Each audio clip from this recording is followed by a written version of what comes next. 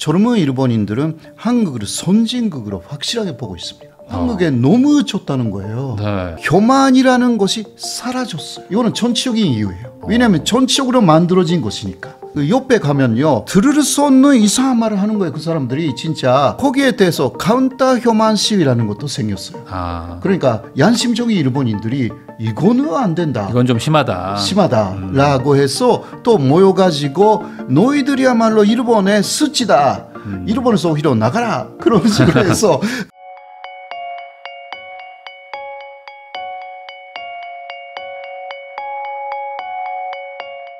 안녕하세요. 부익남TV의 부익남입니다. 최근 일본이 정말 많이 달라지고 있고 또 뭐 위기가 온다 뭐 이런 얘기들도 돌고 있습니다. 그래서 모셨습니다. 2003년에 귀화하신 이제 한국인이시죠. 일본 전문가 호사카 유지 교수님을 모시고 지금 일본에서는 어떤 일들이 일어나고 있는지 또 이제 뭐 부동산 얘기도 같이 겸해서 이야기 나눠보겠습니다. 교수님 안녕하세요. 네, 안녕하십니까.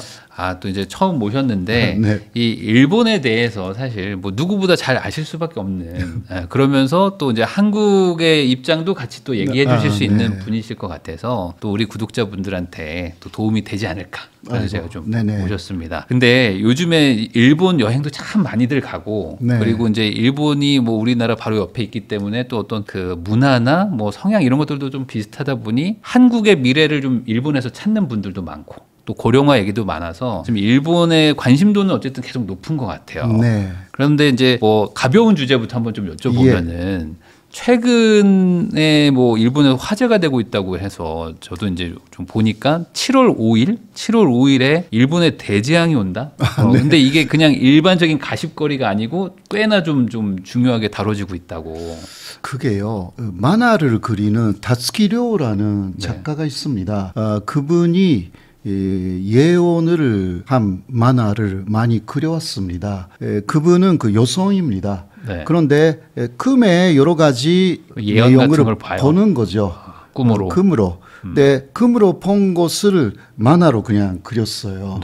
네, 그게 처음 그거 한꺼번에 낸 것이 1997년이었어요. 네, 그러니까 그때까지 보고 그 실제로 일어난 내용들을 그렸어요. 그래도 주목을 받지 못했죠. 왜냐하면 1997년까지 일어난 것이니까 이미. 그렇죠. 그런데 예를 들면 다이애나비의 죽음이라든가 기타 뭐 여러 가지 실제로 일어난 내용들을 꿈에서 봤다라고 해서 거기에 썼어요. 그런데 하나 아직은 일어나지 않았던 내용을 쓴 거죠. 그것이 2011년에 3월에 일어난 동북 대지진입니다. 후쿠시마 원전 문제로 그때 일어났고, 그래서 그 1997년에 출판됐는데 일단 그 부분은 진짜 맞았기 때문에 그리고 아주 큰 내용이잖아요. 그렇죠. 그래서 그 이후에 그 만화는 완전히 매진되죠. 그러니까 15년 뒤를 예측한 게 아주 전에 그냥 발간이 됐었는데 갑자기 맞춰진 거예요. 그러니까 뭐 난리 났겠네요. 난리가 났어요. 네, 그러나 그 사람은 그 이후에 어떤 이유인지 만화 그리는 것을 중단합니다. 그런데 다시 몇 년 전에 두 번째 예언 만화를 그렸어요. 또 그리셨어요.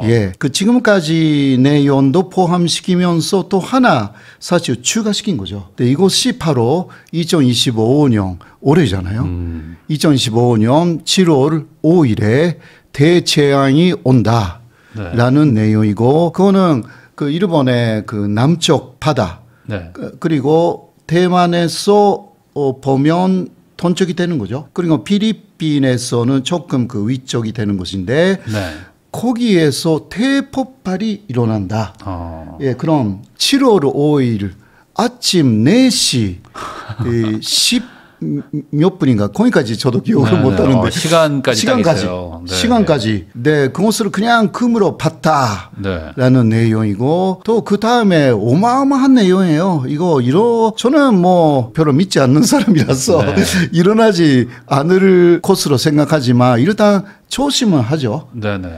이렇게 또 이야기가 있어요. 그것으로 인해서 그 필리핀하고 대만하고 또 홍콩의 육지가 이어진다. 융기되어 가지고 해저에서 그럼 뭐 어마어마한 거죠. 폭발인 거네.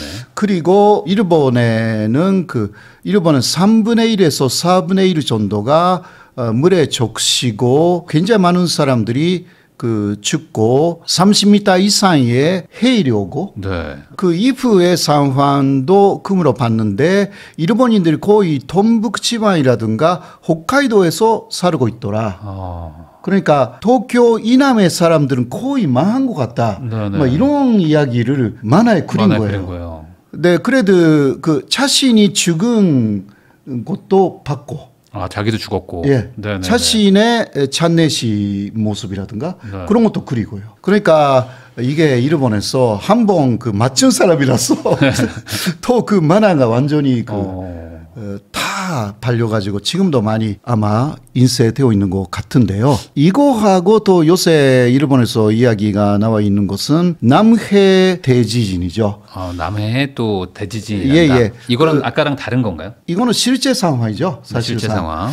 아까 예오는 폭발이잖아요. 네. 근데 이거는 실제 지진이기 때문에 그거는 그 일본 열도가 막 이렇게 있다고 하면 그 남쪽에 도쿄보다 조금 남쪽부터 규슈 전도까지 해곡이 있습니다. 네. 거기서 대지진이 100년에서 150년 주기에 실제로 있었습니다. 예. 근데 저번에 그 거기서 대지진이 일어난 후 80년 지났다고 합니다. 그러니까 이야기가 나오기 시작했는데 이게 막 100년에서 150년이라고 하는데 지금 또 언제 일어나도 문제 없다. 이런 이야기가 그러니까 지진 전문가에서 나오는 이야기입니다. 그래서 30년 내에 확실하게 대지진이 와가지고 그 이야기가 아까 같은 해일이 30m 이상의 해일이 온다. 그렇게 해서 30만 명 이상이 죽는다. 역시 일본의 4분의 1 정도가 물에 적신다. 네. 대단히 비슷해요. 그래서 이게 맞물려 가지고 사람들이 혹시나 해서 이거는 남해 해곡 지진을 그냥 예언으로 본 거 아닌가, 금으로 본 거 아닌가, 막 이런 이야기가 있어서 상당한 화제입니다. 그러면은 그 어쨌든 지난번에 한번 맞췄는데 네. 그 맞췄던 것도 혹시 일자나 뭐 시간 이런 것까지도 맞춘 건가요? 거의 비슷하게. 그때는요. 2011년 3월까지. 3월 11일이었어요. 네. 그러나 일단 그때는 3월까지였습니다. 네. 그러면 진짜 이게 장난 아닌 신뢰도가 확 올라갈 것 같긴 한데. 네, 뭐 세계에는 그런 사람들이 너무 많아가지고요. 물론 그렇죠. 예, 네. 그래서 저는 그렇게 믿고 있지는 않고 그냥 조심하는 수준에서 그 날짜에는 그 일본까지 말자라든가 뭐 그 정도죠. 혹시나 괜히. 예. 괜히 가서 또 그렇죠. 그러니까 예, 당하면 안 되니까. 그러면은 이제 뭐 많이들 걱정하고 있다고는 하셨는데 뭐 일본도 인구가 워낙 많으니까 그렇죠. 뭐 그래도 아직 약간 마이너한 소수의 의견인 건지 아니면 진짜 뭐 이렇게 뭐 공중파나 이런 데서도 언론에서도 얘기하면서 뭐 정말 심각하게 받아들이는 일단 건지. 그 일본에서는 그 유튜브라든가 그런 데서는 엄청나게 퍼졌어요. 그러겠네요. 예, 굉장히 많이 퍼졌기 때문에 사실상 거의 모르는 사람은 없을 정도입니다. 물론 그래도 믿지 않는 사람은 절대 믿지는 않고요. 그런 이야기는 그 굉장히 있었고 노스트라다무스도 그렇죠. 맞추지 못했고 예언이라는 것은 100개 있으면 하나 정도만 맞출 수 있는 것이다. 막 이 정도로 생각하는 사람들이 사실은 많다고 저는 보고 있어요. 그러면은 아까 말씀하셨던 그 남해의 해곡의 그 대지진, 요거는 그 빈도수를 봤을 때는 이제 앞으로 한 20-30년 안에 발생할 확률이 높아 보이는 건데 이런 것들은 사실상 뭐 인간이 뭘 대비한다거나 이렇게 하기는 좀 어려운 거 아닌가요? 어렵죠, 사실. 네, 만약 발생한다고 하면. 네. 근데 그러나 7월 5일이라고 하니까 더 여러 이야기를 하시는 분들이 있어가지고 처음으로 보시는 분이 있잖아요. 일본에서도. 네네네. 그런 분이 더 유튜브에 나와가지고 그때는 규슈에 절대 가지 말아라 라든가 그런 이야기를 또 벼르도록 하고 있어요. 그때는 홋카이도에 도망가야 된다라든가 뭐 그때 가면 안 되는 지역을 특정해서 말씀하시는 분들이 또 유튜브로 그런 분들은 다 나는 신기가 있어가지고 그 보인다 그런 사람들. 또 하나 재밌는 이야기가 그 1959년이었던 거 저는 기억하는데 바로 그 지점에 미국 해군이 수소폭탄을 싣고 있었던 비행기가 항공모함이었기 때문에 그 배에 있었어요.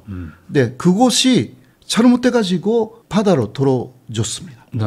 예, 그 수소폭탄을 싣고 있었어요. 네네. 네, 그것은 아주 큰 사건이었기 때문에 미국도 일본도 비밀로 붙였습니다. 네, 이번에 그러한 예언이 나온 다음에 같은 지점에서 그 몇십 년 전에 수소폭탄이 떨어졌다. 네, 그게 그 이후에 그냥 인연 안 되지 않았거든요. 그러니까 해저 화산이 폭발해가지고 수소폭탄도 폭발하는 거 아니냐라든가 이런 이야기를, 왜냐하면 아주 가까운 지점이니까. 아, 이게 또 근거가 마냥 없는 건 또 아니고 근거가 또 약간 있기도 있으니까 하고. 또 사람들이 걱정하는 사람은 걱정하는 거죠. 근데 이제 한 달 반밖에 안 남았기 때문에 야, 그러면은 일본 정부의 뭐 공식적인 대응 뭐 이런 건 당연히 그런 없을 것은 있을 것이고 수가 없죠. 다만 큐슈에 사시는 분들은 좀 여행을 가려고 이렇게 많이 하시긴 하겠다. 일단 그래도 그 남해 해국 시즌에 대해서는 일본 정부는 즉 경고를 내고 있습니다. 네, 그러나 뭔가 일본 정부가 실제로 도울 수 있는 것은 없지 않습니까? 그렇죠. 그래서 예를 들면 대지진이 온 다음에 일주일이나 2주 정도는 그냥 어디 갇혀도, 그러니까 집에 갇힐 수도 있기 때문에 그 계속 살아남을 수 있는 식량이라든가 모든 것을 준비해라, 이런 이야기는 쭉 하고 있습니다. 아, 그 정도는 하고 있고. 예. 아, 그러면은 저 여기서 갑자기 궁금한 게, 한국 사람들은 북한하고 뭐 미사일 쏘고 뭐 이런 것들이 너무 이제 자주 있는 일이다 보니까 뭐 그런가 보다 하거든요. 근데 일본은 반대로 또 지진 같은 게 워낙 자주 있으니까 한국 사람들은 지진 뭐 진도 3.5만 나왔다 그러면 막 난리 나는데 일본은 안 그럴 거 아니에요. 일본은 5 정도까지는 전혀 걱정하지 않는 것 같아요. 오면 어느 정도 수준인가요? 막 집이 흔들리나요? 5 정도이면 조금 그 뭔가 떨어지거나 피해는 좀 있을 거예요. 그러나 저도 그 일본에 있었을 때 중학교라든가 고등학교 때 수업을 그 듣고 있는데 갑자기 지진이 나요. 근데 교실이 흔들리는 곳입니다. 진짜 아주 심하게요. 근데 그러나 아직 그때까지는 고베 지진이라든가 동북 대지진 같은 큰 지진이 제가 태어난 이후에 없었기 때문에, 그리고 우리 친구들도 그러잖아요. 그러니까 다들 생각이 그랬어요. 아, 이거 5분 정도 있으면 끝날 것이다. 항상 그랬어요. 항상. 그런데 그 산식을 깬 것이 1995년에 고베 대지진이었습니다. 이거는 그때 5천 명 정도 죽었고, 근데 그 다음에 2011년에 동북 대지진 15,000명 정도 죽었고요. 어마어마한 해일이 왔고, 그때 그 이후 지진이라고 해도 그 이전에는 그렇게 걱정하지 않았던 일본인들이 요새는 걱정하기 시작한 거죠. 어떻게 되는지. 그러면 일본에 보통 이제 사는 분들은 물론 지역마다 다르겠지만 지진을 뭐 자주 겪는다, 그 수준이 빈도가 한 어느 정도나 되는 건가요? 뭐 매주 뭐 매달 뭐 한 번씩은 뭐 겪는 건가요? 매일입니다. 매일이요? 예. 그러니까 그 느끼지 않는 뭐 진도 1 이하 그런 것은 매일 있고요. 혹은 뭐 1, 2, 3 정도라고 해도 그거는 자주 있어서 그 정도는 아무것도 아닙니다. 한국에 와서 아주 좋은 것은 그런 게 없다, 거의 없다라는 것이고, 그래서 그 일제 강점기에 일본에 이르왕이의 집이 있잖아요. 방고라고 하는데 그것이 서울로 그것을 옮긴다라는 계획까지 있었어요. 아, 하도 지진이 심하니까.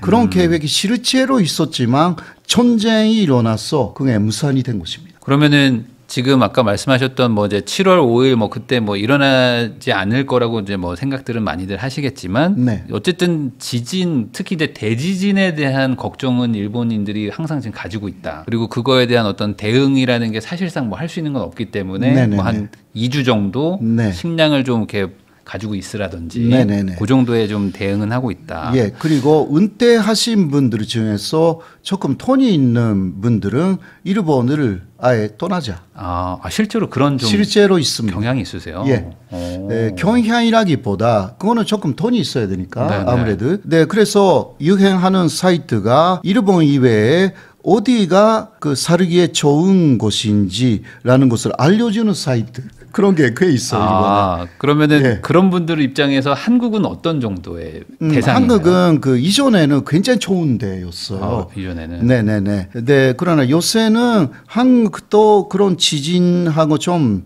연동되어 있다라는 것도 있고 해서 아주 좋은 데에서는 약간 빠진 느낌이 있어요. 그러면 제일 좋은 데는 보통 어디를? 보통 뉴질랜드라든가 혹은 미국의 어디 주에 어디라는 도시라든가 그렇게 나와 있어요. 지진이 없는 곳. 예, 지진이 없고 또 전쟁이 일어난다 하더라도 큰 영향이 없는 한국은 아무래도 전쟁 위험 좀 있잖아요. 네. 그러니까 그런 거 그 일본에서 알려줘 가지고 아주 인기가 있는 곳이었지만 요새는 더 빠진 것 같아요. 저 그러면 궁금한 게 일본인들은 전쟁이 일어날 거라는 거에 대한 공포나 뭐 어떤 두려움은 좀 없나요? 왜냐면 우리는 좀 북한과 항상 뭐가 있다고 생각하니까 걱정을 많이 하는데. 그래서 요새는 북한 문제가 있고 또 중국하고의 문제가 있잖아요.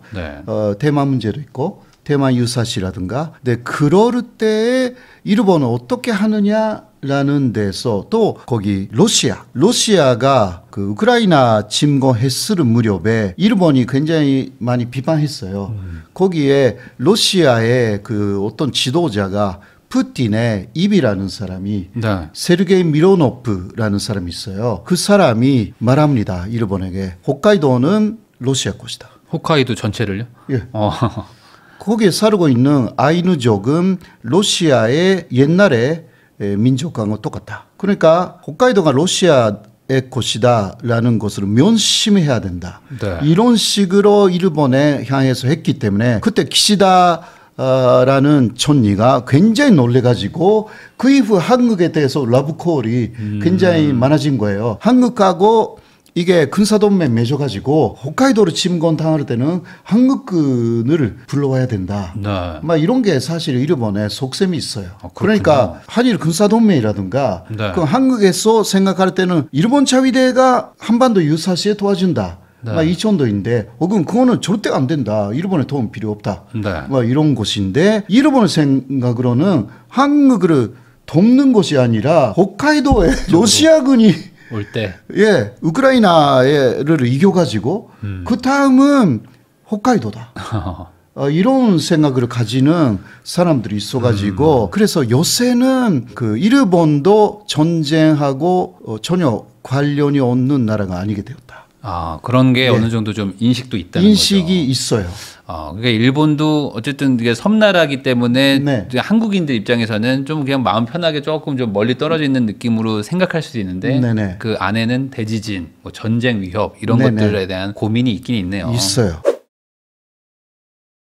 호사카 유지 교수님하고 이야기 나누고 있는데요. 그리고 요즘에 일본에 갑자기 뭐 쌀이 부족하다. 그래서 물론 많진 않지만 뭐 한국에 남아있는 쌀을 뭐 100톤인가 보냈는데 뭐 순식간에 뭐 다 동났다. 이런 얘기들도 있고 일본 분들이 한국 오셔가지고 쌀을 사가더라. 뭐 이런 얘기들도 돌고 있는데 실제로 지금 쌀이 엄청 부족한 상황인지 궁금합니다. 굉장히 그러니까 보통 과정에서 쌀이 부족합니다. 그거는 그 마트라든가 그런 데서 쌀이 사라진 거죠. 이게 그 어떤 이유냐고 하면 먼저 50년 전부터 일본은 그 전체적으로 매년 10만 톤씩 쌀을 감산하기 시작했어요. 왜냐하면 사람들은 뭐 빵 먹기 시작해가지고 파스타 먹기 시작해가지고 소양화돼가지고 그렇게 쌀을 많이 그 생산하면 오히려 쌀값이 떨어지니까 그래서 감산하기 시작한 거죠. 그게 50년간 했기 때문에 그 500만 톤의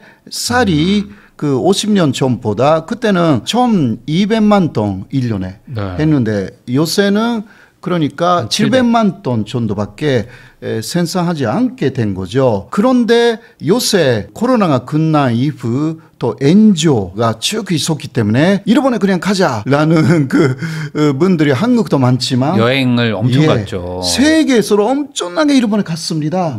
오버투어리즘 그렇게 이야기가 됐는데 그런 분들이 아무래도 일본에 가면 스시 먹고 덮밥 먹고 그 밥으로 먹죠. 네, 사실. 그렇죠, 그렇죠. 예. 그런데 그런 가게를 하시는 분들이 쌀이 없으면 이게 찬성 안 되니까 네. 이제 중간업자들이 사재기를 하기 시작합니다. 사재기라는 것은 중간업자들이 그러한 음식점에 쌀을 이게 줘야 되니까 중간에서 많이 갖고 있어야 되는 거예요. 네. 그래서 보통 일반 가정에서 먹는 쌀이 이제 사라졌어. 그리고 엄청나게 비싸진 거죠. 네. 1년 전에 거의 2배. 비싼 데는 3배 가까이. 그렇게 현재 된 것입니다. 야, 그러면 이게 갑자기 일어난 것처럼 저희는 느꼈거든요. 네네, 그러면 뭐 작년도 그렇고 조금씩 문제는 좀 있었는데 네. 갑자기 지금 이제 관광객이 많이 몰리면서 특히 지난해 그 후로 지금부터 심각해진 거죠. 네. 그러면 이게 단기적으로 해결이 안 되는 문제인가요? 어떻게? 네, 지금도 그래서 미국하고 관세 문제가 있잖아요. 그러니까 일본에서 미국의 쌀을 수입하는 거 어떠냐 그런 이야기까지 나와 있고, 네, 그러면 일본 쌀의 가격이 더 떨어지니까 이거는 조금 생각해 봐야 된다라는 이야기를 하고 있지만 농가분들도 나이가 고령이 돼가지고 네. 그래서 결국은 미국 혹은 한국 쌀도 실제로 수입해야 될 것 같아요. 지금은 관세가 아주 높아요, 일본. 그러니까 일본의 농가를 보호하기 위해서. 네. 네, 그런 것도 낮춰야 될 것 같아요. 네, 그런 부분들이 앞으로 어떻게 될지 좀 봐야 되는데 요새는 비준미라고 해가지고 비산시에 수수가 있는 쌀을 정부가 확보하고 있지 않습니까? 네. 그것을 부르기 시작했거든요. 지금까지 25만 톤 정도만 일단 냈어요. 네, 그런 것도 그냥 사라지고요. 네, 그렇게 싸게 할 수가 없었던 거 합니다. 그런 부분들이 일본인들이 굉장히 불만이죠. 정부가 아무것도 안 해준다. 네, 가격이 뭐 2~3배 올랐으면 엄청 심각한 건데. 그러니까요. 사실 정부는 여러 가지 문제가 많아요, 사실. 이게 농협하고 일본의 농림수산부 네. 이권 관계가 있어가지고, 그러니까 쌀의 가격을 준산시켜가지고 쌀의 가격을 떨어뜨리는 것을 싫어하는 세력이 있다. 근데 이거는 한국도 좀 있는 것 같기도 하고. 네네네. 그 비슷하죠. 네, 비슷한 것 같아요. 그래, 이해관계 때문에 이게 못하는 부분. 그게 조금씩 일본 사람들에게 알려지기 시작해가지고 분노가 일본 국민들의 분노가 이제 대단해요. 그래서 하한국에 와서 또 쌀을 그냥 사갖고 가는 거예요. 한국 쌀이 굉장히 맛있대요.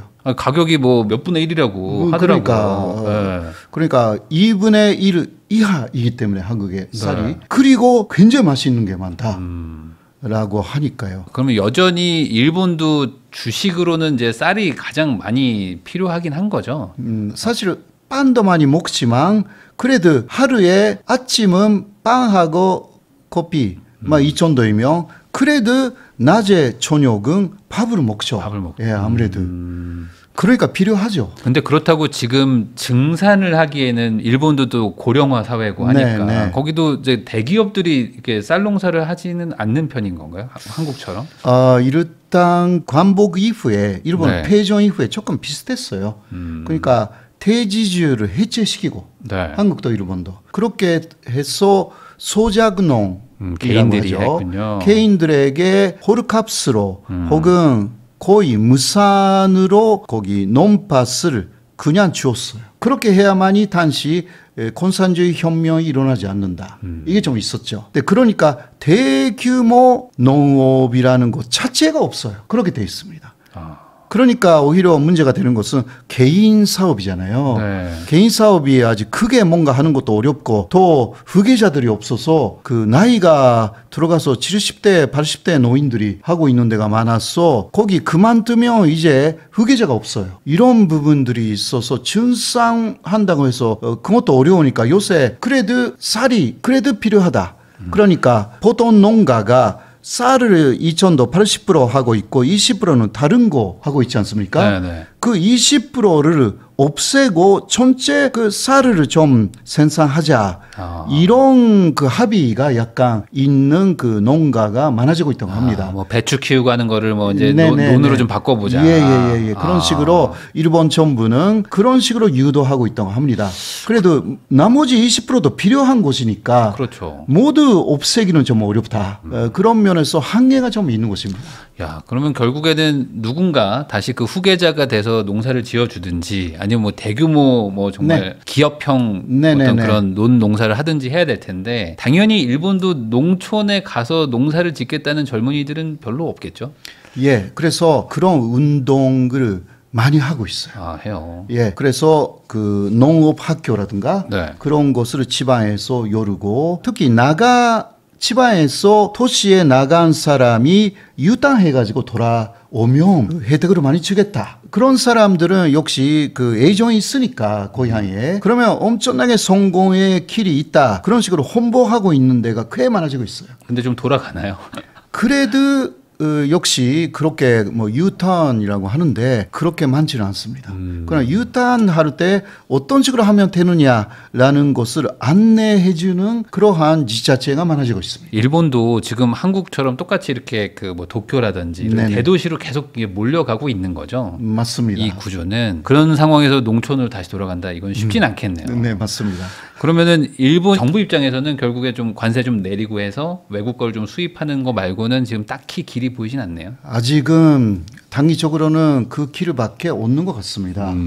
아니면 진짜 이제 뭐 고산주의 혐오도 없으니까 대기업으로 해서 아주 크게 논사를 짓는 그 형태를 시작해야 될 것 같습니다. 제가 그냥 뭐 잘은 모르지만 그냥 생각해 보면은 뭐 도심지나 이런데 땅값 대비 농사를 짓는 그런 곳들은 일본도 많이 쌀 것 같은데 그러면 이제 그런 것들을 이제 아직까지는 국민 정서상 좀 대기업 진입 이런 걸 막고 있는 거죠. 인위적으로. 먼저 그러한 발산 자체가 아직은 그래서 대기업 자체가 크게 한 사람이 없기 때문에 누가 해서 성공하면 하겠죠. 그러나 일본 기업도 사실 요새 굉장히 힘든데 여러 면에서 그러니까 그러한 대대적인 어떤 개척이죠. 이것은 개척 사업. 여기에 사실 일본 정부가 도와주면 하겠죠. 근데 일본 정부는 또 안 도와줘. 일본 정부의 기본은 니들 해라. 알아서 해라. 알아서 해라가 굉장히 많아요. 예, 한국이 훨씬 잘 도와줘요.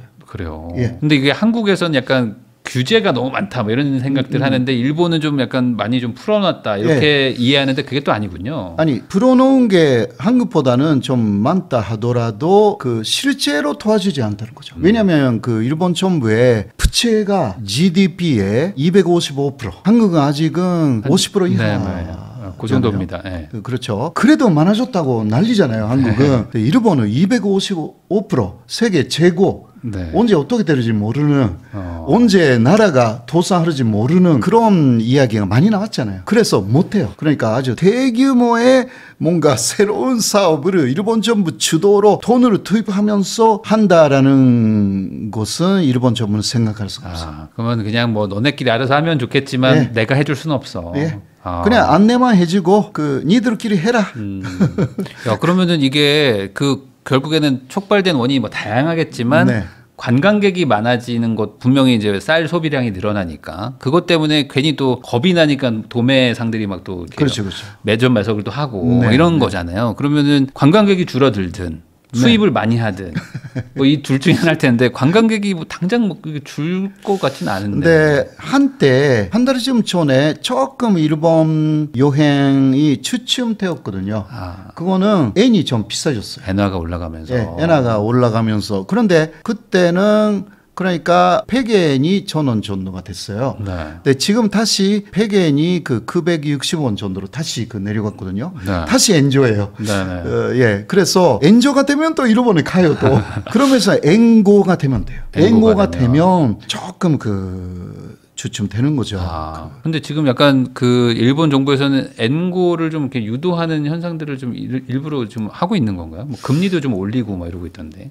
예. 금리는 이시바 정권이 돼가지고 아무래도 금리를 올려야만이 그 부채를 조금 단감할 수가 있다라는 게 좀 있어가지고 올리기 시작했는데 기업들이 다 반대를 했죠. 네. 왜냐하면 수출이 안 되게 되니까. 그래서 조금 주춤하고 있었고 요새도 일본 중앙은행이 금리를 동결했습니다. 그러니까 전체 금리 0.5%. 그것으로 계속 그 몇 달간 쭉 동결을 하고 있는데 그것도 0.5%잖아요. 한국은 3.5%인가요? 지금 2.75까지 내려왔어요. 내려갔네요. 네. 예. 미국은 아직도 4.5. 네, 4%대고. 그렇죠, 그렇죠. 그러니까 일본은 어마어마하게 또 낮기 때문에 또 미국하고의 금리차 때문에 또 엔저가 되지 않습니까? 그러니까 계속 엔저가 되면 일본 사람들 해외 나갈 수도 없고요. 수입품의 가격이 계속 지금 올라가고 있어요. 네.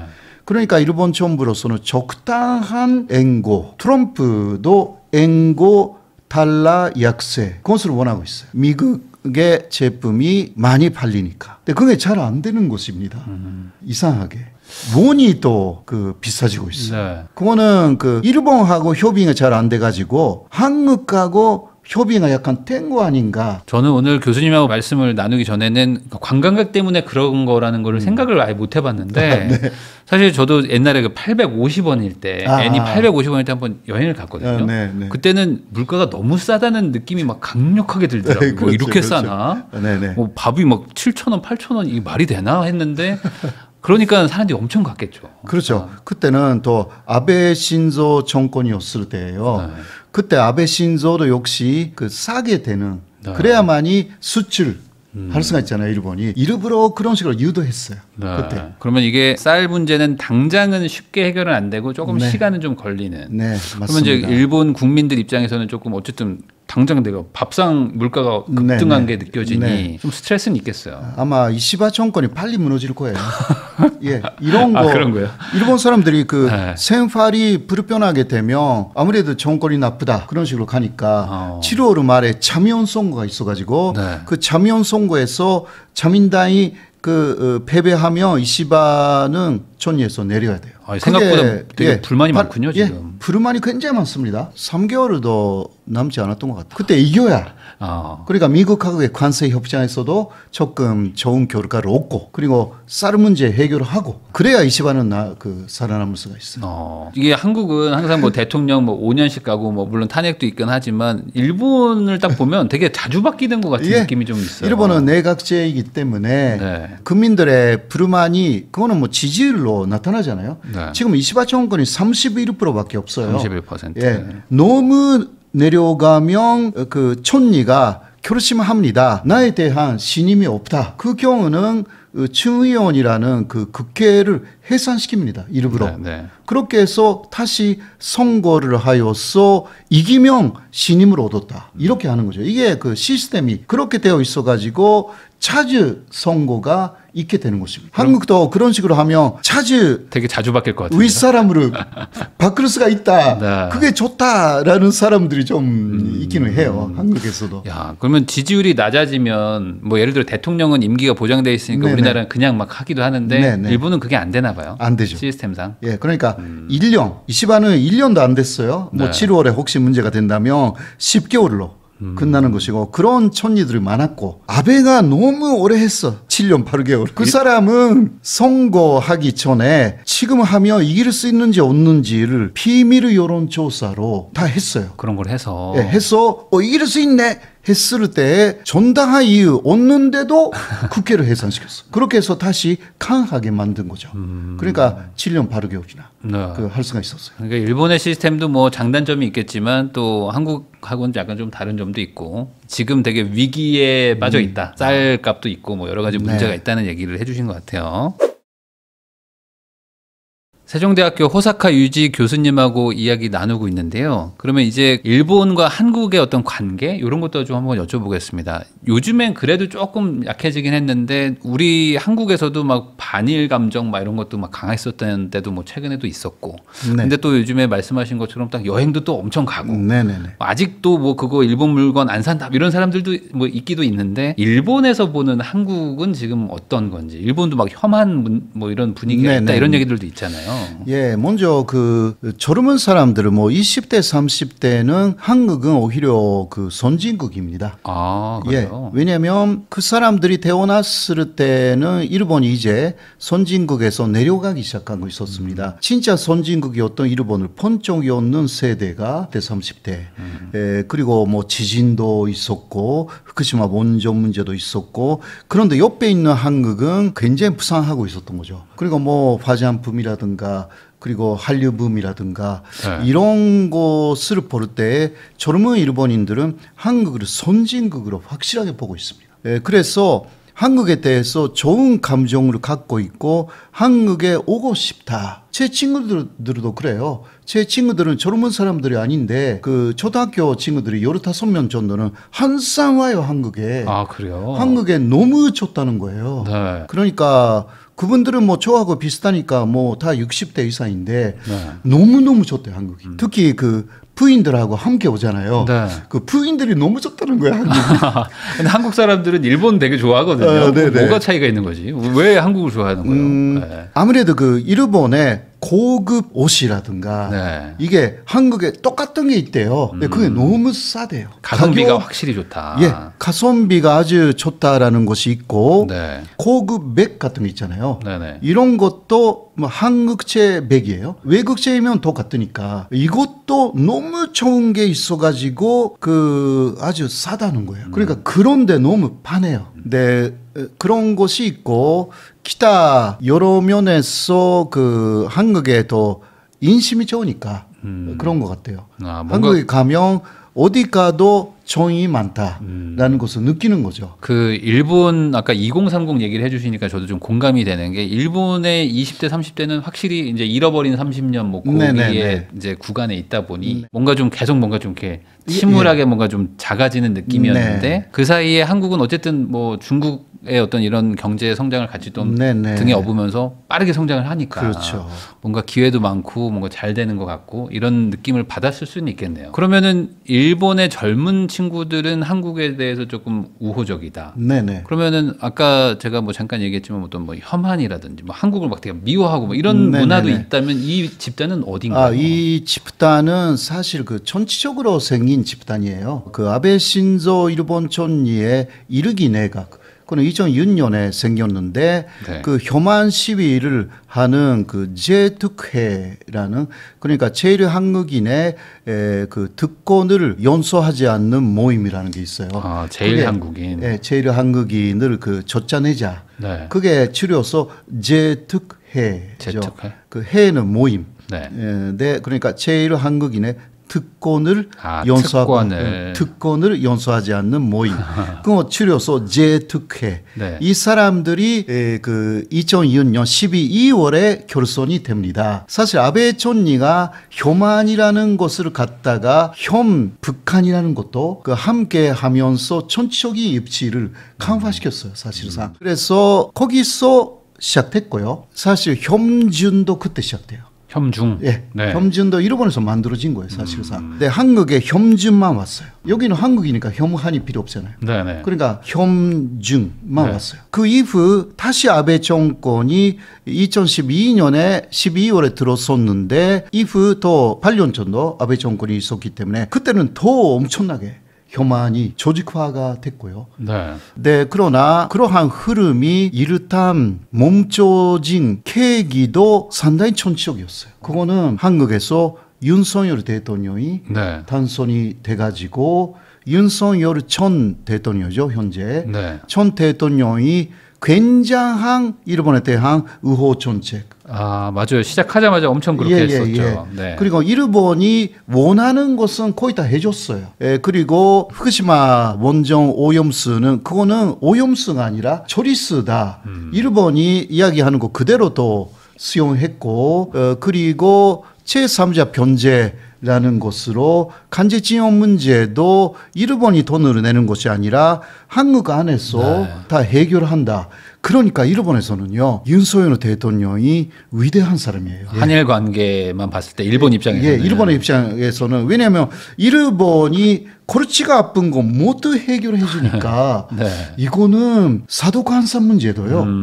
사도관사는 일본에서는 이것은 여러 가지 문제가 있으니까 유네스코 세계유산에 등재가 안 된다고 생각하고 있었어요. 네. 일본이. 그런데 일본 고위 관리가 말하는 것입니다. 이거는 그 지지통신이라는 일본 통신사가 실제로 보도를 했거든요. 지금도 네. 그 기사 제가 갖고 있지만 그 일본의 고위 관리가 말했습니다. 윤석열 대통령하고 함께 극복하자. 그렇게 아예 대놓고 그냥. 예, 대놓고 이야기를 해요. 네. 그냥 윤석열 대통령한테 부탁을 하면 네. 아마 해줄 거다. 해줄 것이다. 왜냐하면 한국이 반대하면 이게 통과가 안 됐었어요. 사실. 네, 이러한 부분들을 통과시킬 필요도 없었습니다.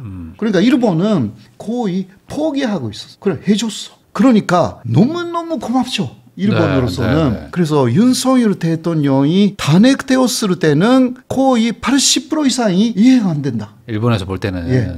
그러니까 이러한 흐름이니까 윤석열 대통령의 기간 지금 뭐 거의 끝나가고 있지만 네. 그것으로 인해서 혐한이라는 것이 사라졌어요. 이거는 정치적인 이유예요. 왜냐하면 정치적으로 만들어진 것이니까. 네. 한국에 대해서. 그러면 처음에 그렇게 혐한 문화가 만들어지고 뭐 혐중, 북한까지 했던 거는 국내 자기 지지 세력을 좀 단속하기 위한 예. 해외에 좀 약간 눈을 돌리라는 그런 의도였을까요? 그러니까 특히 한국에서는 그 일제 간점기가 있었기 때문에 네. 일제 간점기에 대한 그 비판적인 시각이 한국에서는 강하잖아요. 그렇죠. 예. 네, 그러니까 한국하고 중국은 반일이다. 라는 게 적혀 있었어요. 그러니까 거기에 대한 대한 세력으로서의 혐한 세력을 키운 거죠. 그러니까 한국이 말하고 있는 게 다 거짓말이다. 네.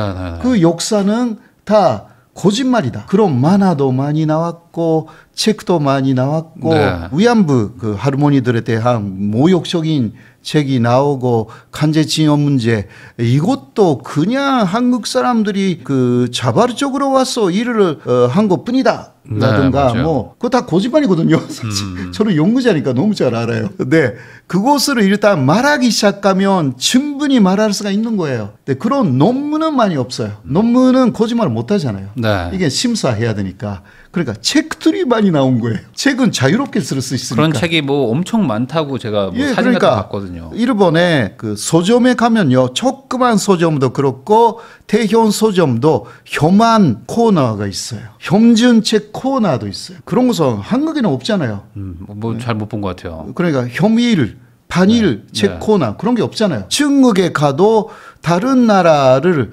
욕하는 책을 그냥 그 두고 사람들에게 권하는 코너는 없어요. 일본의 독특한 문화예요. 그러면은 그게 아무리 뭐 인위적으로 만들었다고는 하지만 국민 정서상에도 뭔가 좀 이렇게 제가 굳이 추정을 해보자면은 우리는 조금 좀 이렇게 안 좋아지는데 저기 두 나라는 막 잘 되고 있으니까 그러니까. 좀 미운 약간 질투도 있고 그런 거 이제 같이 복합적으로 엮였을까요? 그래서 확실하게 이 아까 말씀드린 제투크에 하는 이야기가 제일 한국인들은 특권을 갖고 있으니까 나가야 된다. 네. 근데 그 사람들이 길가에 나가서 그 하는 이야기가 이거예요. 왜 일본에 와서 한류 드라마를 계속 그 후지 TV라든가 그런 데서 뭐 하루에 6시간이나 하냐 이런 이야기예요. 네. 그러니까 너무 한국이 강해졌다 이거예요. 그러니까 한국이 이렇게 강하게 되는데 왜 일본에 계속 오냐 나가라 이런 경제적인 아까 말씀하신 대로 너무 한국이나 중국이나 대만도 마찬가지로 경제적으로 강해져 가지고 일본 내에서 일자리를 더 그렇죠. 뺏어가고 있다. 그렇죠. 막 이거예요. 네, 네. 전자 제품들도 다 막 한국이 만들기 막 하고 하니까 거기서부터 그 시작됐어요, 사실상. 네, 거기에 효과적으로 또 전체적으로 이용하려고 하는 사람들은 그 역사적인 한국의 주장도 다 거짓말이니까 이것을 또 하나의 거짓말을 만들어 가지고 책으로 내면 그 있는 사람들은 일본이 그렇게 나쁘지 않았네 이것으로 대리만족을 하는 거죠. 예, 역시 한국이나 중국이 대만이 나쁜 놈들이었네.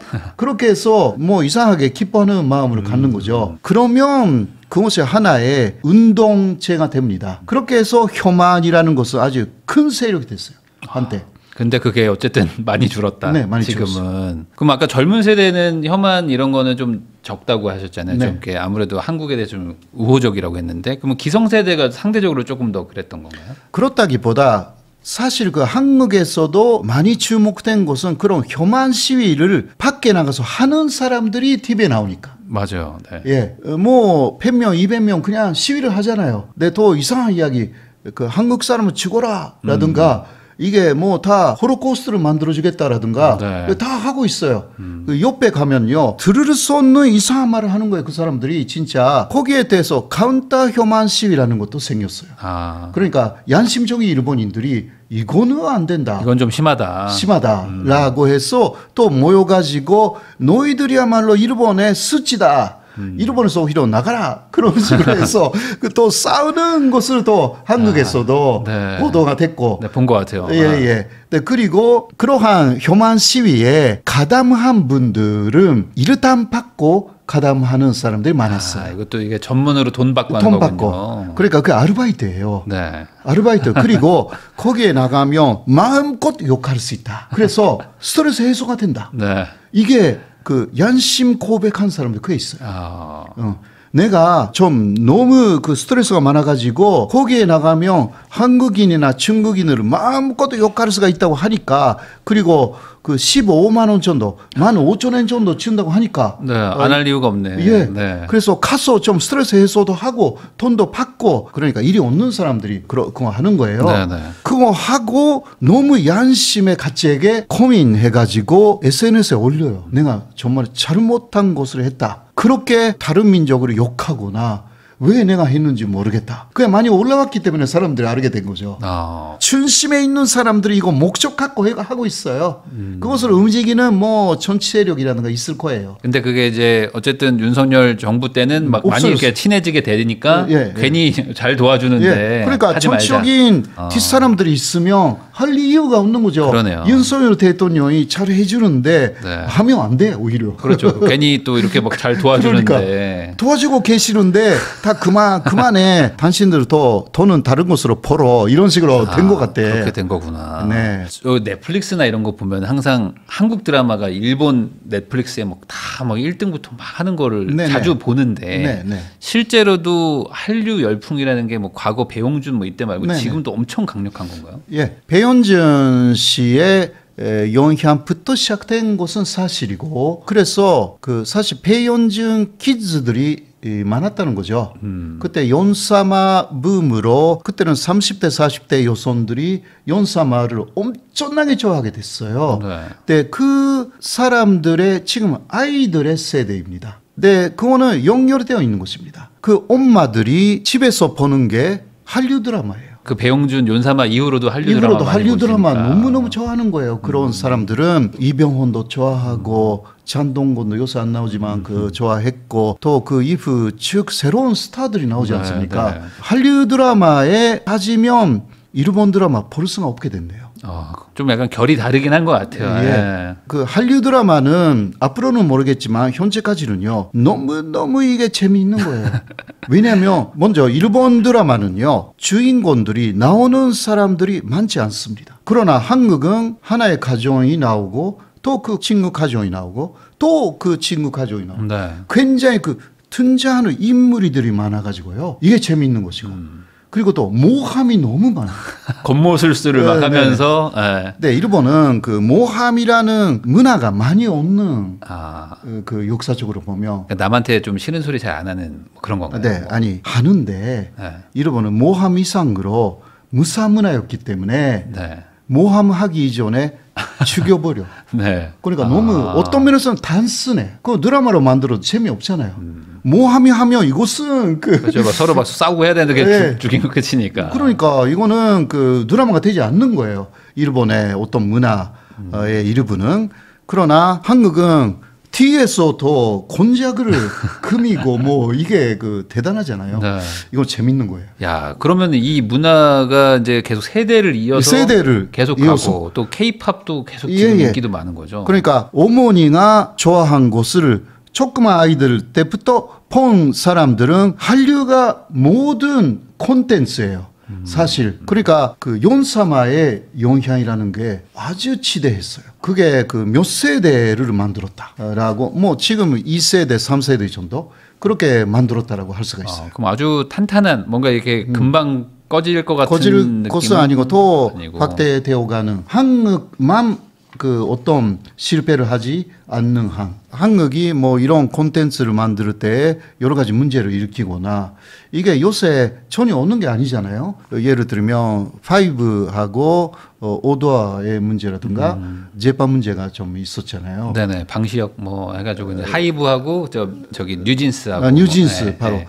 뉴진스 일본이 엄청나게 좋아했는데 사라져 버렸잖아요. 네. 그렇죠. 그렇게 되면 호타루감이 생기는 거예요. 그런데 계속 새로운 스타들이 나온다라고 해도 일본이 더 다르게 보기 시작할 가능성이 있기 때문에 너무너무 좋아한 사람들이 그 한국 내에 그러한 또 이게 더 한류 드라마가 되는 그 모함이라든가 뭔가 그러한 내용으로 사라져 버렸다. 이게 다르게 보기 시작하면 그렇지가 없거든요.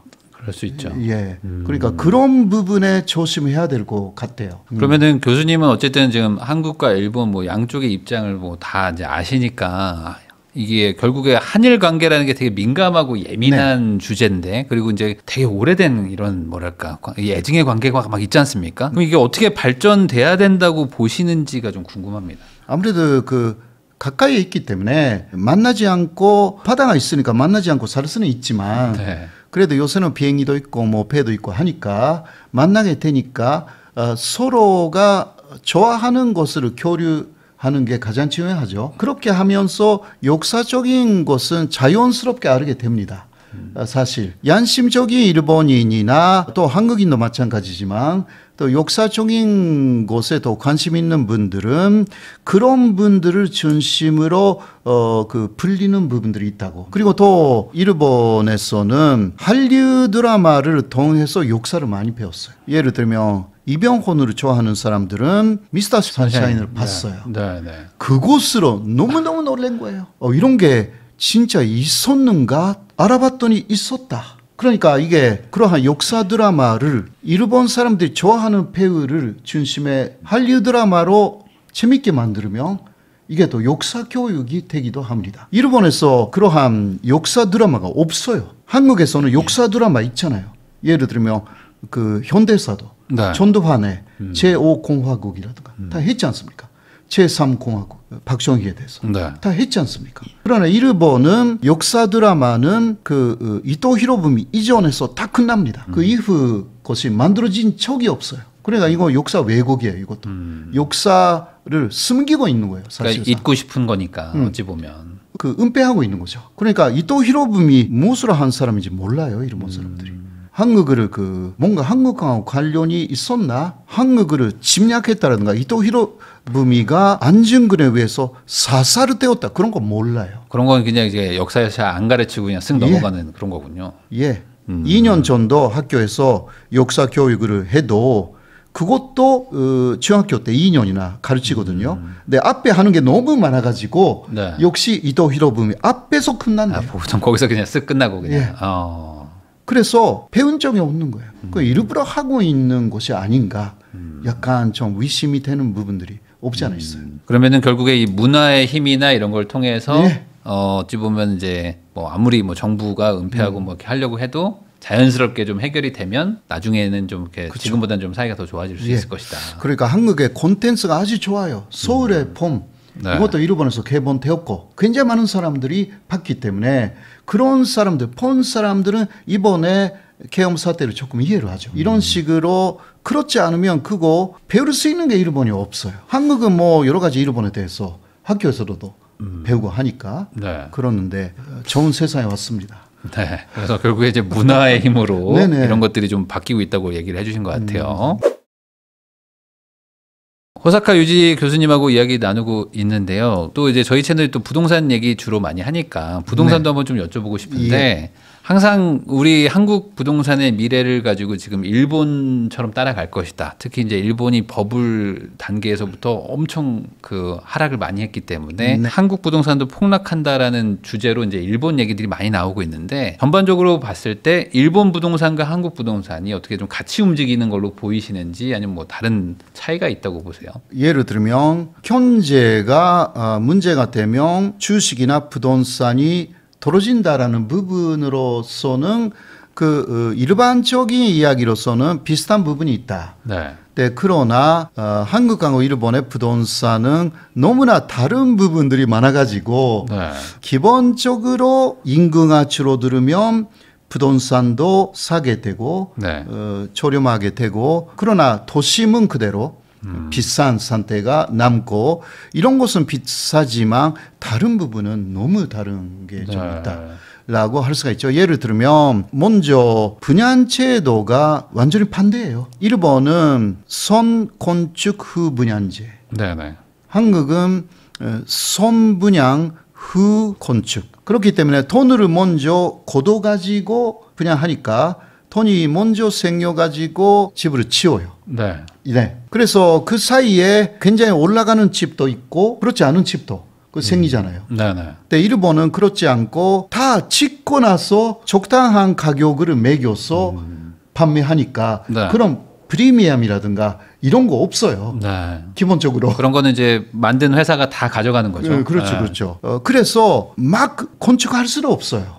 실패하면 큰일 나니까. 네네. 그렇지 않습니까? 그래서 그러한 부분에서 어떤 면에서는 경기가 좋을 때는 한국이 훨씬 집을 많이 지었다라고 네. 할 수가 있고 일본은 경기가 좋든 나쁘든 수요가 있으면 짓는다. 막 그게 기본이죠, 사실상. 그리고 또 하나는 역시 전세 제도가 없다. 일본은. 네. 그래서 한국에서는 전세 제도가 있었기 때문에 갭 투자라는 것을 할 수가 있었다. 그래서 그 중심지나 서울의 중심지라든가 그런 데서는 갭 투자로 갑자기 이게 3개월을 그 전에 샀는데 차익이 10억이 됐다라든가 네. 이런 것도 가능했잖아요. 갑자기 막 몰릴 예. 수 있죠. 요새는 제가 잘 모르겠지만 그런 시기가 몇 번이나 왔어요. 한국은.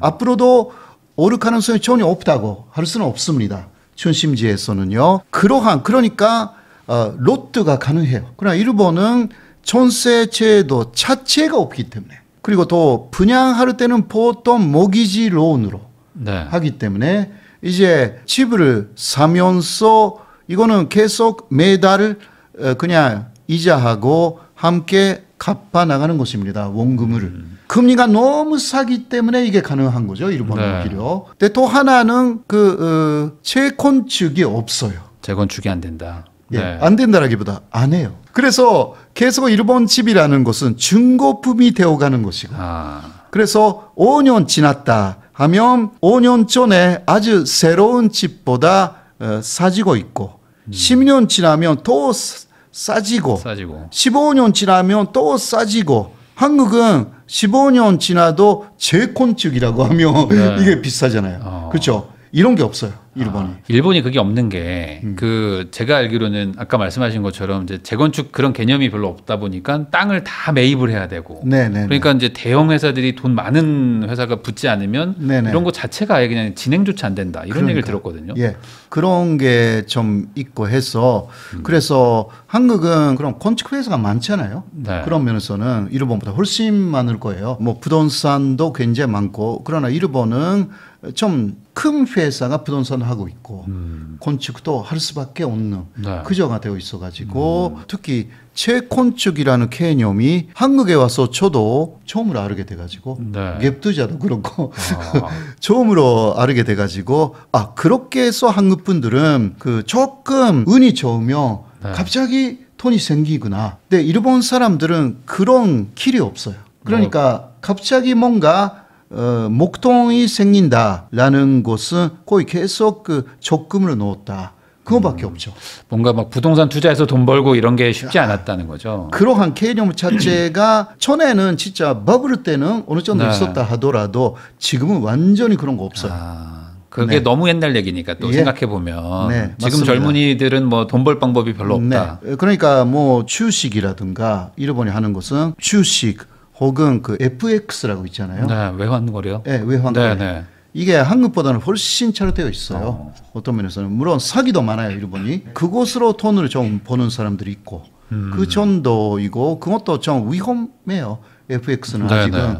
그리고 주식도 잘못돼가지고 실패하는 사람들이 많이 있는 거죠. 제가 알기로는 일본 뭐 주택을 보유하거나 하면은 한국보다 훨씬 더 뭐 이래저래 나가는 돈들이 엄청 많다 이런 얘기도 들었거든요. 뭐 주차비부터 해가지고. 맞습니다. 차이가 좀 있나요? 뭐 제가 일본에 오래 살고 있지 않기 때문에 많은 차이가 생겼는지 모르지만 그리고 일본에 있었을 때는 거의 그 제 부모님의 집에 있었기 때문에 그리고 좀 독립해서 나간 이후는 제 집이 아니었기 때문에 그냥 월세 정도로 알고 있는 거죠. 그래서 그 실제로 그 집을 일본 집을 채권을 갖게 되었다라는 경험이 없으니까 정확하게 뭐라고 하기가 좀 어려운데 그런 이야기는 많이 일단 듣기는 합니다. 예를 들면 빈집이 있지 않습니까? 빈집을 그 갖고 있어도 돈이 많이 나간다. 물론 수도요금이라든가 전기요금이라든가 그런 것을 많이 안 써도 뭔가 그게 들어가 있다라는 것만이라도 기본요금이 나가고 그런 것들이죠. 그리고 또 그 해체할 때 비용도 만만치 않고 빈집이라든가 기타 여러 가지 세금이 붙는다. 라는 이야기는 들었습니다. 근데 그럼에도 불구하고 최근에는 뭐 이제 대도시의 뭐 타워 맨션 뭐 이런 것들 위주로 해서 지금 뭐 가격이 또 막 올라가고 있는 곳도 많다. 그러니까 또 한편에서는 뭐 빈집이 너무 많아서 일본 부동산 망했다고 하는데 또 한쪽은 또 엄청 올랐다고 하니까 이게 무슨 차이인가 싶긴 하거든요. 그래도 뭐 일단 맨션은 10년간 보면 2배 정도는 올랐어요. 근데 다른 보통 일본 집은 1.2배 정도 평균 하면 거의 안 올랐네요. 거의 그러니까 이게 투자라는 개념 자체가 없죠. 보통 그 다른 집들은요. 그러나 맨션은 요새 이게 투자할 수 있는 거 아닌가라는 이야기도 있기는 해요. 근데 이유는 요새 보통 집이 아니라 맨션으로 사는 일본인들이 늘어나고 있다. 근데 또 맨션을 갖고 있으면 이게 세금 공제가 조금 잘 된다고 합니다. 그게요? 그게 그 일본에서 새로 생긴 제도로서 그런 게 있어서 세금 대책으로도 맨션을 산다고 합니다. 이러한 부분이라든가 있어서 맨션을 사는 사람들이 일단 도심에서는 늘어나고 있어서 그리고 원래 집이 단독주택이었는데 이제 거기서 나와서 새로운 집은 맨션을 산다. 거기에 살고 있었던 아이들이 결혼해서 단독주택을 사지 않는다. 요새는 그 한국처럼 아파트죠. 맨션을 사는 사람들이 늘어났기 때문에 조금 가격이 올라간 거죠. 그게 아무래도 단독주택에 살면 좀 불편하고 이게 요즘 젊은이들이 살기 힘들다 이런 개념일까요? 아무래도 이제 타워맨션 이런 것들은 우리나라 이제 주상복합 생각하면 제일 맞는 것 같은데 뭐 밑에 뭐 식당부터 병원 다 있고 커뮤니티 있고 그런 건 있나요? 혹시 일본인들도 이렇게 고층에서 이렇게 뷰가 멋지게 나오는 거에 대한 좀 로망도 있을까요? 뭐 하도 단독주택에 사니까. 물론. 그러니까 선샤인 60라는 빌딩이 있어요. 그게 63 빌딩의 모델이 된 곳인데 거기는 선샤인 60니까 60층이에요. 한국의 63 빌딩은 그 60층을 넘자라고 해서 63층을 만들었거든요. 실제로. 근데 그거는 역시 60층에서 보는 그러니까 위에 전망대가 있어요. 그게 63 빌딩은 똑같아요. 똑같이 만들어져 있어요, 거의. 그러니까 저는 오히려 한국에 와서 먼저 63 빌딩에 올라가서 그 다음에 일본에 가서 선샤인 60를 똑같은 게 있네. 그러나 만들어진 게 선샤인 60 일본의 도쿄 이케부쿠로라는 데 있는데 거기 먼저 만들어졌어요. 그러니까 이게 뷰가 똑같다. 비슷하다. 일본인들도 마찬가지예요. 높은 데서 아래를 보면 기분이 좋잖아요. 그렇죠. 그런 면에서도 타워 맨션이라는 게 인기가 있는 곳입니다. 아, 그런 거 막 인스타에 찍어서 올리는 일본인들 거 제가 막 봤거든요. 네. 그분들도 똑같더라고. 한국 사람들하고. 똑같죠. 한강뷰 뭐 이런 거 막 뷰 그렇죠. 나오면은 막 좋다고. 일본에도 후지산이 있잖아요. 네. 후지산에 올라가면 크루들이 아래로 보여요. 이런 거 다 찍어 가지고 또 네. 그 올리잖아요. 그러면은 이 지금 젊은 세대들 입장에서는 그러면 부동산을 좀 살려고 하는 건가요? 아니면 아예 그래도 일본은 안 돼? 뭐 이런 마음이 계속 지금 세대 간 이어지고 있는 건가요? 예를 들면 한국에 오면 한국의 그 제도가 좀 달라서 네. 바깥에서 한국으로 보면 일본하고 똑같은 거 생각하잖아요. 그러니까 한국에 오면 또 나도 갭 투자하면 살 수 있는지 모르겠네. 그런 생각이 나오는지 모르지만 모르니까 그럼 전세라는 것도 모르고 하니까 네. 일본에 있을 때 그 일본 젊은이들은 그냥 먼저 내 집만 마련하자. 아, 내 집 마련에 대한 그 예. 욕구는 좀 커요. 그게 아주 크다고 할 수는 없지만 일단 보통 괜찮다라기보다 뭐 보통 회사에 들어가서 결혼해서 가족이 생길 무렵에는 회사에서 고납니다. 이제 집을 좀 살 시기가 온 게 아니냐라고 해서 뭐 회사하고 어떤 그 부동산 회사가 조금 제휴하고 있으며 모기지론이라든가 이런 것도 잘 되는 것입니다. 모기지론은 신용이 있어야 네. 할 수 있는 것이기 때문에 그래서 그 회사의 신용으로 네가 좋은 집을 살 수가 있으니까 살아. 이런 식으로 권유를 한대요. 네네. 네, 그러면 내 월급으로 이 정도는 그리고 30년, 40년으로 갚아도 된다고 하니까 네. 그렇게 일단 설계를 해서 그 집을 사는 사람들이 대부분이에요. 이게 이자가 우리나라에 비하면 아주 낮으니까 네네. 사실 한국인들 입장에서는 그 이자로 빌려주면 안 사는 게 이해가 안 된다고 생각하기도 하는데 일본인들은 뭐 올라가는 건 잘 모르겠고 그냥 네네. 안정적으로 살기 위해서. 예. 그렇죠. 그리고 요새 문제는 네. 조금이라도 올라갔기 때문에 네네. 일본인들은요 그 이자가 너무 싸기 때문에 자신의 월급으로 살 수 있는 최대한의 좋은 집을 사요. 거기도 영끌이네요. 소위 말하는. 그러니까 이자가 너무 싸니까 그곳으로 계산하는 거예요. 네. 그 이자가 요새 아직 사당후 해도 높아졌잖아요. 네. 그것을 생각하지 않고 그냥 샀어요. 야. 그때. 네네. 그러니까 지금 문제가 된 사람들도 있대요. 아, 그러네요. 예. 워낙 낮긴 하지만 네네. 뭐 오르는 걸 보면 한 예. 2배 막 예. 올라 버렸으니까. 그러니까 역시 일본인들도 내 월급으로 이렇게 좋은 집을 살 수가 있어? 그런데 살 수 있다고 하니까 네. 그냥 산 거예요. 샀는데 예. 금리가 오르니까. 예. 이게 요새 굉장히 고생하는 분들이 많아졌다고 해요. 네. 그러니까 일본인들이 어느 정도 회사를 다닌다면 다음은 살 수 있어요. 모기지론. 그렇죠. 모기지가 잘 되니까. 요새 50년도 있대요. 50년짜리. 예. 네. 물론 그러나 이자만 내는 것이 아니라 이자 플러스 원금도 그 50년 네. 그것을 균등하게 네. 해서 내는 것입니다. 매달. 근데 그래도 뭐 사실 이자가 많이 낮으니까 그래요. 일본도 고소득자들도 많을 거고 그러면은 그런 분들은 뭐 정말 많은 돈 빌려가지고 그렇죠. 좋은 데 사서 그냥 네. 거기서 즐기면 살겠다. 이러니까 네. 또 거기도 양극화네요. 일종의. 굉장히 양극화되어 있습니다. 제가 저 도쿄 가보니까 거기 그 한 평당 막 20억, 30억 하던데요. 땅이. 긴자 막 이런 데는. 그렇죠.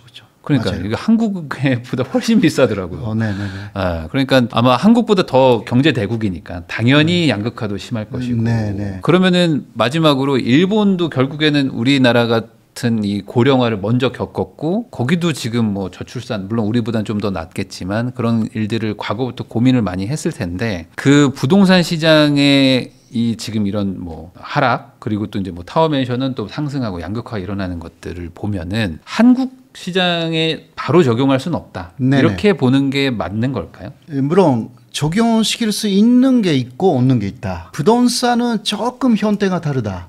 좀 다르다. 그러나 크게 보면 그 예를 들면 일본에서도 지금 그 도시가 소멸되고 있습니다. 네네. 한국도 마찬가지잖아요. 네. 네, 그래서 예를 들면 이렇게 정도의 도시가 있었는데 많이 소멸되어 간다. 그래서 일본에서는 그 이렇게 이를 때에 전망이 없다라고 하면 먼저 3개 정도로 그 모여서 만들자. 그렇게 해서 오래 조금 유지할 수가 있는 그러한 그 인구 구조를 만들어 놓아야 되는 거 아니냐. 네. 이런 식으로 하고 있죠. 그러면 그 나머지 7개의 도시는 거의 뭐 무인화가 되지만 나머지 3개는 그냥 본연되어 갈 수가 있다. 이러한 식으로 생각하고 있습니다. 모여서 살자. 네네네. 네. 그래서 거기에 그 어떤 면에서는 땅값이나 그 집값은 유지할 수가 있다. 그런 이야기죠. 그러니까 일종의 뭐 선별해서 살릴 네네. 건 살리자. 모두가 다 죽을 수는 없으니까 예. 이런 개념이네요. 그렇죠. 그리고 저출산 문제 일본도 요새 계속 그 한국을 오히려 그거는 쫓아가고 있습니다. 도쿄는 1.0에서 떨어졌습니다. 지금 0.9 오르마가 됐고요. 계속 떨어지고 있어요. 뭐 한국의 서울이 0.5라고 하니까 그래도 그게 일본도 금방이라는 빨리 그게 좀 위기감이 있어요. 네. 근데 그 경우는 일본에서는 여성들이 아이를 낳지 않으면 안 되니까. 그렇지 않습니까? 네. 그리고 아이를 낳는 사람들은 20대에서 39세까지로 생각하는 거예요. 일본에서는. 그러니까 이 여성들을 확보하자. 그러니까 먼저 우리 지역에 연료에 여성들이 많이 와야 된다. 먼저. 그 다음에 그 여성들이 아이를 낳고 싶은 도시를 만들자. 그러니까 여성의 아주 친화적인 도시 만들기. 이것은 노력을 해요. 물론 여러 가지 그 보조금이라든가 주지만 그러나 보조금이 위정 아닙니다. 그 여성들이 아이를 낳아도 된다라는 환경 만들기. 이거 도쿄에서도 도쿄 아까 선샤인 60가 있는 그 도시마크라는 데가 있어요. 이케부쿠로. 거기가 도쿄인데도 소멸 도시로 지정됐습니다. 네, 거기서 열심히 왜 이렇게 인구가 많은데도 소멸 도시가 되는가라고 해서 연구를 했더니 여성들이 계속 다른 데 나가버린다. 왜냐하면 여성들이 싫어하는 게 너무 많다. 거기에. 예, 거기에. 예를 들면 공원이 있다 하더라도 공원은 뭐 많은 직장인들이 가서 뭐 담배 피우고 있고 뭐 그런 게 많다. 그리고 노숙자들이 너무 많고. 네. 그러니까 그런 거 싹 없애고 여성들이 공원에서 아이들을 데리고 올 수 있게 만들었다라든가 뭐 그런 거예요. 그리고 아이를 아무래도 보육해야 되니까 보육원이 정말 없었다는 거예요. 거기 도시마크에. 그러니까 거기에 뭐 10개밖에 없었대요. 그러니까 그것을 그 1인용으로 100개로 만들고. 그러니까 여성들이 아이를 맡길 수가 있는 데가 잘 있구나. 한국에서도 보육원. 네네.